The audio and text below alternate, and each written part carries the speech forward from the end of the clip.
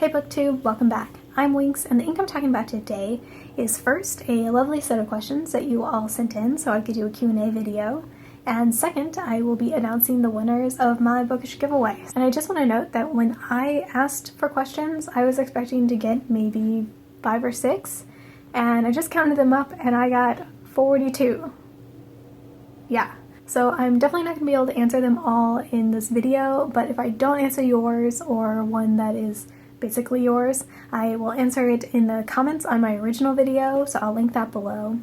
Also, I want to try and answer as many as I can because I got so many really good questions, so I'm just sort of embracing the fact and being okay with the fact that this is going to be a kind of long video, and because of that I am going to put times below if you want to jump around a little bit and you don't want to watch the whole thing. Totally understand. Please go for it. So I split all the questions into 2 categories. I am going to start with the personal questions, or ones that are sort of more about me and my life, and then I'm going to do the bookish questions afterwards. Then I will wrap things up by announcing the winners of the giveaway.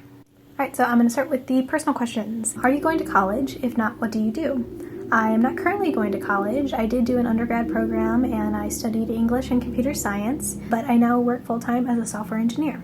How many tattoos do you have? Can you show them too? They seem pretty cool. So I'm not going to show them all because I'm going to do individual videos on them and the books that they relate to. But in answer to your first question, I have 10 tattoos. How old are your cats? My youngest kitty is Tallulah Mimosa, aka Mosa, and she is 1.5 years. Then I have Dr. Katz, who is about 6.5 years. And as many of you know, my kitty Dargo recently passed away, but he lives on in my heart, so I am going to include him in all kitty-related questions. I think there's only 2. So for him, he was actually an older kitty when I adopted him, so we don't know for sure his age, but our estimate is that he was about 15. What's your favorite tea? Favorite tea is definitely Earl Grey. What's your favorite junk food? When I want something savory, I definitely go for potato chips, and when I want something sweet, I am all about chocolate, preferably milk chocolate. What's your favorite color? My favorite color is purple, but I am also quite fond of the combination of maroon and mustard yellow kind of color, and I think it's because they remind me of Star Trek uniforms, but there you go. Then last in my personal questions is an interesting one, which is, if you had a tail, what kind would it be and why? I think no one will be surprised that I'm going to answer this with kitty tail. I think it is definitely the cuter of the tail options out there. Also, it is good for balance, which I'm not a very coordinated person, so I could always use a little bit of that. And it's nice to have a little extra body language. Someone will know if I'm not in a good mood. I can just have my tail swishing around and they'll leave me alone. Pretty good deal.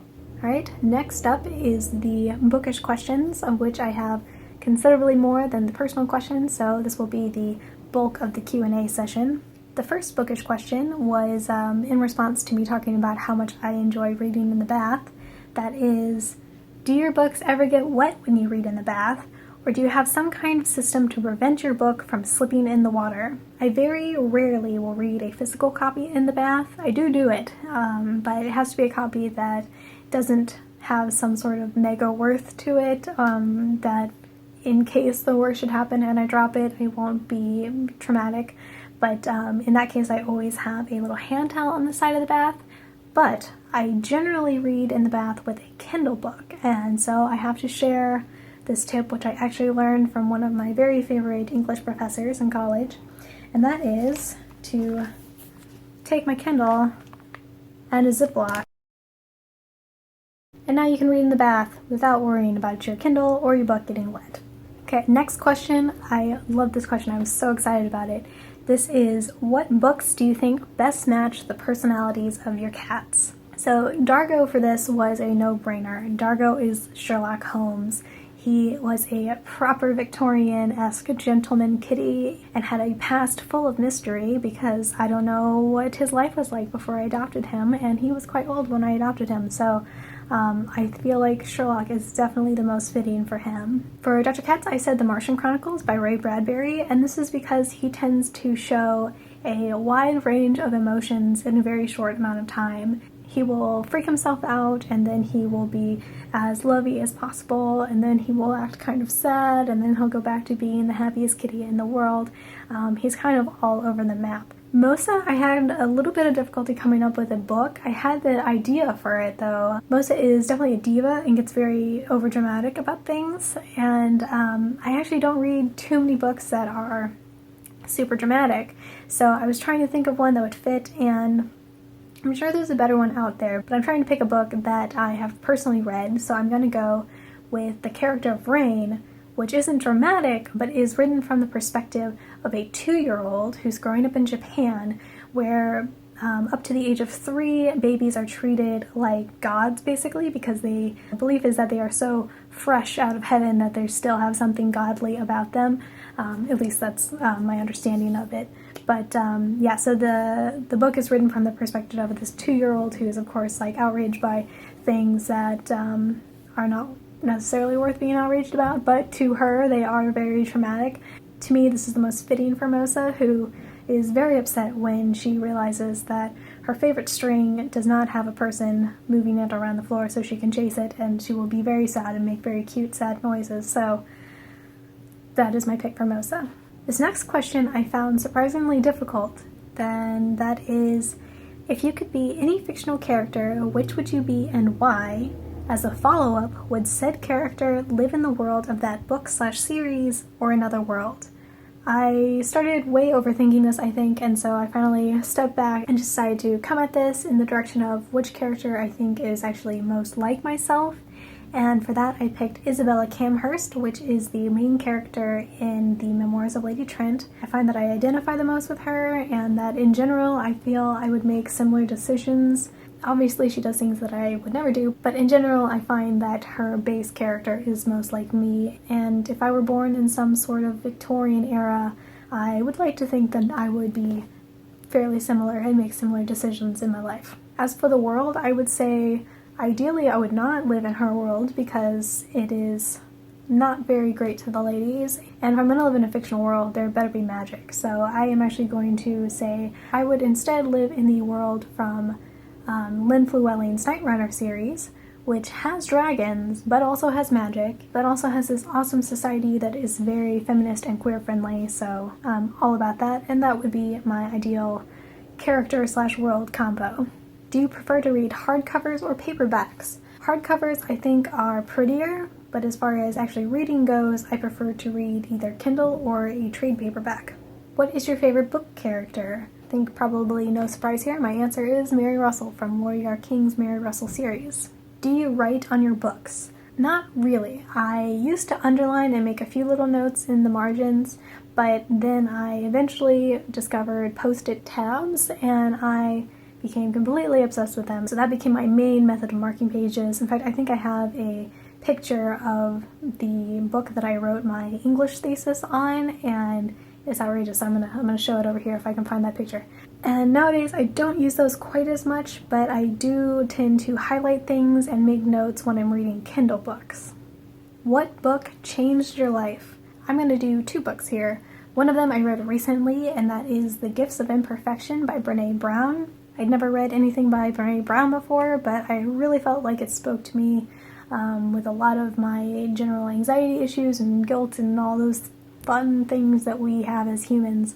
The second book is The Well of Loneliness by Radcliffe Hall, which is an older book, very sad if you can't tell already from the title, but definitely a book that impacted me, and it's the book that I wrote my aforementioned English thesis on and used all the little post-it tabbies. And I'm actually planning on doing a video pretty soon that will talk more about that book specifically, so I'm going to leave it at that, and I will post that soon, hopefully. What do you like most, series or standalones? Definitely series. When I find characters in a world that I really love, I want as much reading material as can be. I am always excited to get new books in a series where I can go on more adventures with these characters and in that world, and yeah, bring on the series. Top 5 books that made you cry. Number 1, no question, Well of Loneliness by Radcliffe Hall. I basically use an entire box of tissues every time I read that book. The other 4 books on my list aren't all sad, but did make me cry at some point, and I think really highly of these books, so that's why they are on my list, but only The Well of Loneliness is like all sadness all the time. So my other 4 are The Lions of Alrazan by Guy Gavriel Kay, Snow Crash by Neil Stephenson, Harry Potter and the Deathly Hallows, and Stalking Darkness, which is the second book in the Night Runner series by Lynn Llewellyn. Top 5 series recommendations. So I love series and I love recommending them, and so I am actually defying your 5 series question and giving you 7 because I can't narrow it down beyond that. So my list is Night Runner by Lynn Llewellyn, Mary Russell by Laurie R. King, The Kingkiller Chronicles by Patrick Rothfuss, Red Rising by Pierce Brown, The Memoirs of Lady Trent by Marie Brennan, Book of the New Sun by Gene Wolfe, and Harry Potter by J.K. Rowling. What is your favorite genre? In broad terms, SFF. If I have to pick between sci-fi and fantasy, I would probably go with fantasy. This one I enjoyed. What book would you like to recommend as light reading during exam weeks? And yes, I am so desperate. So for this one, I'm going to recommend a very fluffy read, which is Curiosity Thrilled the Cat by Sophie Kelly. This is the first book in her Magical Cat mystery series. It is very light, very fun. It involves magical cats solving mysteries. When I was reading the Song of Ice and Fire series by George R.R. Martin, I needed something to sort of cleanse my palate between books, and this was the perfect book for that. I thought that it was very good with de-stressing and just bringing my mood back up after all of the character death. So yes, this is my recommendation. Do you usually listen to music when you read, or do you prefer silence? This depends partly on my mood and the books that I'm reading, but I do like to listen to music, and I will actually oftentimes make playlists based on a series or a certain like subgenre, and then go to those playlists whenever I'm reading something that's either in that series or has a similar vibe to it. I'd like to ask, how many books do you read in a month, and estimate? This varies pretty widely for me, just depending. I've definitely had months where I'm in a reading slump and finish no books at all. I've had months, especially recently, where I read like 10 things. I'd say on average I probably read about like 4 to 6 books a month. That's probably a safe estimate for me. And then, where did you get your love of reading? I would definitely say that I got this from my mom. She is very big into reading, always encouraged me to read a lot. She had these big bookshelves full of Agatha Christie and John Steinbeck. I remember when I was in like 4th grade, she was lending me copies of Catcher in the Rye and of Mice and Men, and we would discuss them, and then we watched the movie of Mice and Men. And yeah, my mom, I think, is definitely the one who fostered a love of reading in me. Okay, so that wraps up the Q&A portion of my video, and now I'm going to move on to picking the winners of the giveaway. I'm very excited. So I just have a random name picker website pulled up, and I have everybody's name put in for the US and for the international, and I'm just going to have it pick a name. Also, I'm going to apologize in advance if I horribly mispronounce your name. I will write it out on the bottom so that way you will know if it's you that just won. Okay, so starting with international. The winner is Sarah Plata. Yes, Sarah, I will be contacting you, and we can figure out what books you would like from Book Depository. As a recap, you get $25 worth of books on Book Depository, and you can either pick the books yourself or let me know if you want surprises, and I will pick out some for you worth $25. Alright, so now moving on to US. And the winner is Ann Kaczarski. And I will be messaging you, and I will get your information to send you a box full of goodies to have a lovely bath time read. Alright, so there we go. Alright, so thank you guys so much for participating in this giveaway, and for in general just being supportive and leaving comments and liking my videos and subscribing. It's what makes this fun for me, so I really appreciate it. So I hope everybody's having a great start to the week. I will contact you, Ann and Sarah, to talk about giveaway things, and yeah, talk to you guys later. Bye!